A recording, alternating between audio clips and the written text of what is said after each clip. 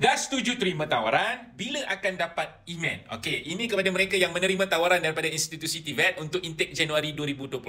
First thing first, saya nak ucapkan tahniah kepada anda yang terima tawaran dan yang dah klik setuju terima untuk anda meneruskan pengajian dalam bidang kemahiran. So, saya nak tunjukkan kepada anda apa step by step. Apabila anda dah setuju terima, first thing first, anda setuju terima dulu. Klik terima tawaran dan selepas itu akan keluar slip tawaran. Di mana slip tawaran tersebut akan keluar macam ni, iaitu slip tawaran UP_TVET Perdana. Anda ditawarkan kursus TVET Diploma Teknologi Elektrik Penjaga Jentera Elektrik dan akan ada nama lah. So, kepada anda akan dapat slip ini. Dan daripada slip ini nanti, anda akan diberitahu institusi mana yang anda kena lapor diri, iaitu Institut Kemahiran Tinggi Belia Negara Bukit Mertajam Pulau Pinang. So, apa anda nak kena buat?